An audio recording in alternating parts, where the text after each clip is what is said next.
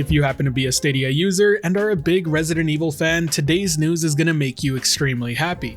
As it turns out, the rumors are true, and both Resident Evil 7 and Resident Evil 8 will be coming to Google Stadia. 7 will be a Stadia Pro title for April, and 8 will be launching day and date. Details about this started leaking with the Capcom leak that happened not so long ago, and it's estimated that it cost Google about $10 million to get this deal done. If you ask me, that's $10 million well spent. Having a massive IP and franchise this recognizable show up to your platform along with the rest of the platforms is positive for public reception. And I'll get back to that thought in just a second, but for now I just want to talk about something that makes the deal even sweeter. If you happen to be in the US, UK, Ireland, Netherlands, Belgium, France, Germany, Italy, Spain, Sweden, Denmark, Norway, Finland, Austria, or Switzerland, you'll also get a free Stadia Premier Edition along with your pre-order of Resident Evil 8 Village. Sadly, Canada is excluded from the deal this time around, and while it does suck for myself and many other Canadians out there, I am happy for those of you who can take advantage of this deal. For those unaware, a Stadia Premier Edition includes everything you need to get ready and game Stadia on your TV. You'll get the Stadia controller and a Chromecast Ultra to cast your game to.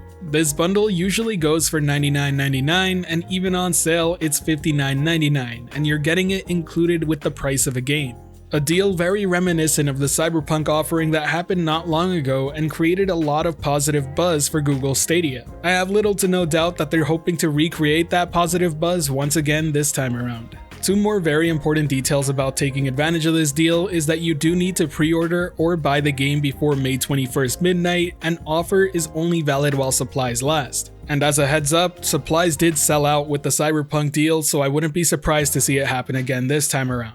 Oh, and for those wondering whether or not Resident Evil Reverse will also be making its way, well, yes it will. It's included in the pre-order for Resident Evil 8, and for those of you that don't know, it's a free multiplayer component to the game. This is all genuinely good news for Stadia. And the fact that they're including Resident Evil 7 Biohazard Gold Edition in Stadia Pro for the month of April is a perfect way to get into the series. It's a fantastic experience in its own right, and honestly speaking, it's probably one of the best Resident Evil games out there to date. But now let's take a step back and start talking just a little bit more about public perception of all this. So why exactly is an announcement like this that big of a deal? Well, first, for the Stadia community, it helps re-establish faith in the platform. For those outside the Stadia community, it puts into question of whether or not Stadia is actually dead, which is a narrative that the media seems to be running with in a big way right now. There are already examples of this over on Twitter and various gaming forums. Some people resubscribing to Stadia Pro to play Resident Evil 7 and are hyped to pick up Resident Evil 8, and then you have newcomers who may just be interested in playing Resident Evil 8 or just want to take advantage of the sweet deal and get a free Chromecast Ultra with their game.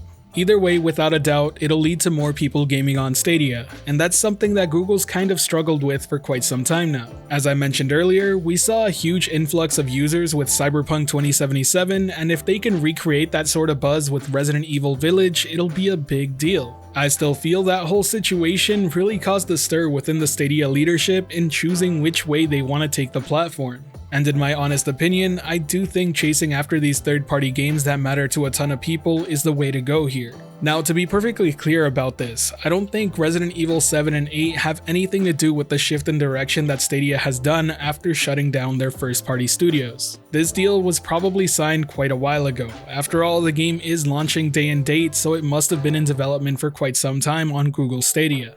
With all that said, I certainly hope this is the first of many deals to come, because honestly speaking, it gives a lot of people within the Stadia community something to be hyped for.